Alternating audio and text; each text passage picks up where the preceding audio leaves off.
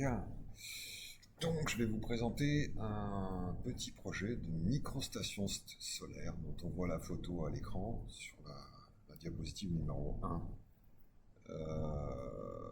Est composé essentiellement de 3 éléments. Mais on va découvrir qu'on peut adjoindre d'autres éléments. Voilà. Donc le premier élément, c'est la cellule solaire. C'est une cellule qu'on trouve sur Internet qui fait 3 watts de puissance. Qui est largement suffisante pour délivrer la tension et le courant pour faire tourner un microcontrôleur ou un petit montage électronique.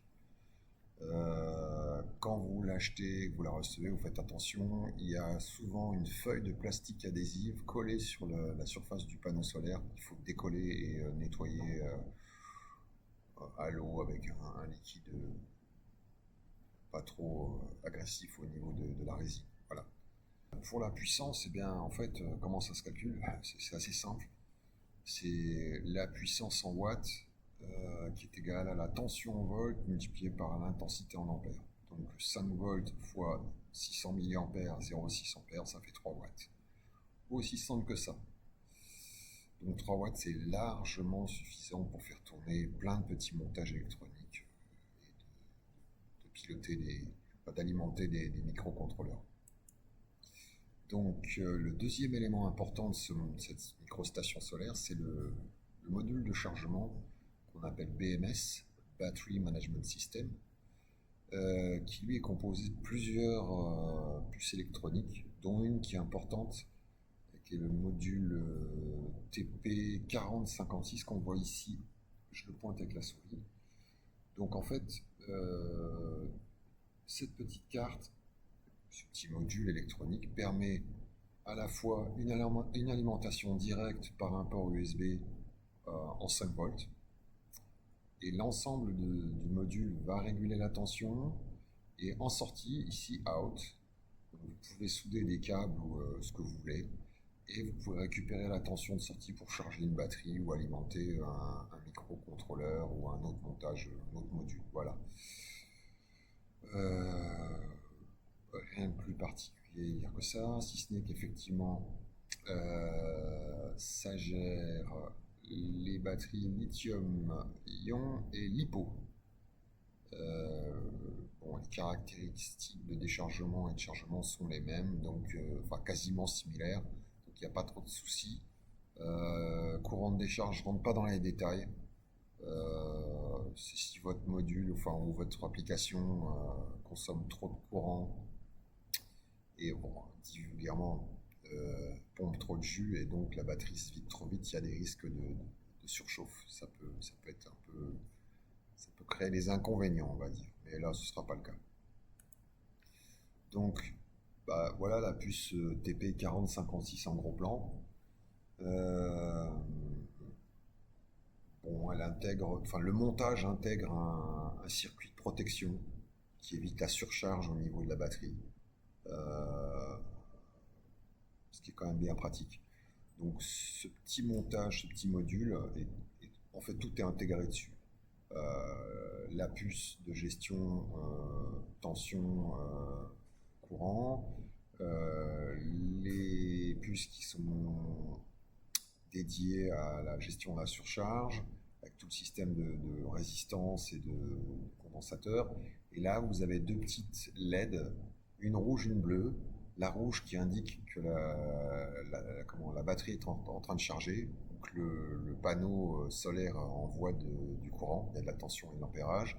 Et la deuxième LED qui est bleue, elle qui est spécifique à la batterie et qui va indiquer quand c'est bleu, la batterie est chargée. Voilà. Donc on va passer. La batterie en elle-même, celle du montage, c'est une batterie classique lithium-ion rechargeable. Tension 3,7 volts en courant continu, une capacité de 3800 mAh. Elle est plate aux 2 extrémités, c'est pas comme une pile, donc il faut acheter un support de batterie qui soit capable de gérer les extrémités de la batterie. Le poids, on s'en fout. Dans les vidéos qui vont suivre, je vais vous présenter deux cartes contrôleurs, deux cartes de développement. Donc, la première, c'est la LilyPad AT Tiny 85. Je ne vais pas rentrer trop dans les détails parce que c'est pas le but de cette vidéo, hein. On ne fait pas de la programmation extrêmement compliquée, c'est juste une présentation et comment réaliser un petit montage pour alimenter des circuits ou des cellulaires ou une power bank comme on dit en anglais. Donc voilà, le LilyPad c'est vraiment tout petit, super pratique. Ça n'a pas beaucoup de mémoire par contre, donc c'est des toutes petites applications. Généralement, le constructeur avait créé ça pour des applications sur textile, sur des vêtements en fait. Ouais, bon, pourquoi pas. Mais ça a des applications qui peuvent être sympathiques pour d'autres domaines. Le Raspberry Pi Pico, qui là est une petite bébête qui est beaucoup plus récente, c'est des familles de microcontrôleurs qui ont été conçus, microcontrôleurs et cartes de développement qui ont été conçus par la maison mère de Raspberry, qui faisait déjà les Raspberry Pi. Les modèles qu'on connaît, le 0, le 2, le 3, le 4, le 5, voilà. Ils ont rajouté un modèle dans leur gamme qui est le Pico. H pour header. Alors header, c'est ce qu'on voit ici, ce sont les broches. Donc quand vous achetez un Raspberry qui soit avec la puce Wi-Fi qui normalement est ici, ou sans la puce Wi-Fi comme celui-là, faites bien attention d'acheter la version H header. Elle est déjà pré-soudée. Ça vous évitera des surprises et de devoir sortir le fer à souder pour faire les soudures vous-même. Si d'aventure vous avez les broches, parce qu'elles ne sont pas livrées avec, souvent. Donc c'est un microcontrôleur 32 bits, bon, il y a un petit peu de mémoire, il y a de la mémoire flash, regardez version 1, 2, 4, 8, 16 mégas de flash, 2 bus SPI, 2 bus I2C, 2 ports UART, voilà, ça permet de faire plein de choses, c'est vraiment très pratique.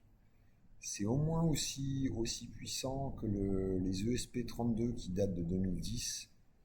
Ça consomme un tantinet moins et c'est un tantinet plus efficace en puissance de calcul. Donc, calcul théorique de la durée d'usage de la batterie, en fait, c'est pas compliqué. Un Raspberry Pico, quand il est en mode veille, il consomme quasiment rien, 25 mAh. On estime qu'en moyenne, quand il effectue ses tâches, son traitement informatique, c'est à peu près 150-200 mAh. Bon, j'ai mis 200, c'est plus raisonnable, c'est plus réaliste, mais ça peut monter un peu plus parfois s'il y a de la température. Enfin bon, ça dépend des conditions d'usage. Donc la durée d'usage, c'est capacité batterie multipliée par la tension en volts et le tout divisé par la consommation. Donc 3800 mAh multiplié par 3,7 volts divisé par 150, ça fait 73 heures, 94 heures. Bon, ça peut être un peu plus, ça peut être un peu moins. Ça, c'est si la batterie est vide, hein, juste avec le panneau solaire qui envoie du courant et il y a suffisamment d'ensoleillement pour transformer les photons en énergie électrique. L'avantage, c'est qu'une fois que la batterie est chargée, eh bien, les 96 heures peuvent se transformer en des semaines. Et alors, il y a des astuces sur microcontrôleurs, que ce soit le Raspberry Pi ou la LilyPad Tiny 85. On peut utiliser ce qu'on appelle des bibliothèques de gestion d'énergie, notamment avec tout ce qui est watchdog, timer. On peut mettre en veille le microcontrôleur, donc il consomme quasiment rien. On le met en attente sur des cycles et on redéclenche la mise en exécution sur des événements bien précis. Bon, ça fera l'objet d'autres cours ultérieurement, c'est pas le but ici, mais voilà. Théoriquement, la batterie vide, juste le panneau solaire qui reçoit suffisamment d'énergie solaire, on peut charger la batterie et tenir 94 heures sans panneau solaire. Donc une fois qu'il y a les deux, ça dure beaucoup plus longtemps. C'est un peu le but du jeu. Donc là, je vous montre le câblage du prototype. Alors, c'est un diagramme qu'on fait avec un logiciel qui s'appelle FreeSync, qui est assez connu dans le domaine de la microélectronique. Donc, bah, c'est assez classique, un panneau solaire, deux câbles. On relie les deux câbles aux bornes positives et négatives du BMS, enfin des modules de chargement de la batterie. La batterie sur les bons plots, pareil, plus moins. Et les deux câbles qui vont aller alimenter le Raspberry Pico. Alors moi, dans le montage que j'ai fait, j'ai soudé un câble USB micro port directement sur les deux ports les deux plots de sortie. J'utilise juste l'alimentation, c'est-à-dire deux câbles, et ça marche très bien. Vous verrez ça dans les vidéos suivantes. Et là, le schéma de câblage. Donc, on retrouve notre panneau solaire, notre module de chargement avec sa puce TP4056, la fameuse batterie, et en même temps, l'alimentation du Raspberry Pi Pico. Sauf que là, normalement, ça s'alimente ici, mais sur le schéma de câblage, bah, c'est logique, donc ça se, ça se schématise pas de la même façon. Mais bon, c'est pas très grave. On verra ce que ça donne dans la réalité au niveau de la vidéo. Voilà.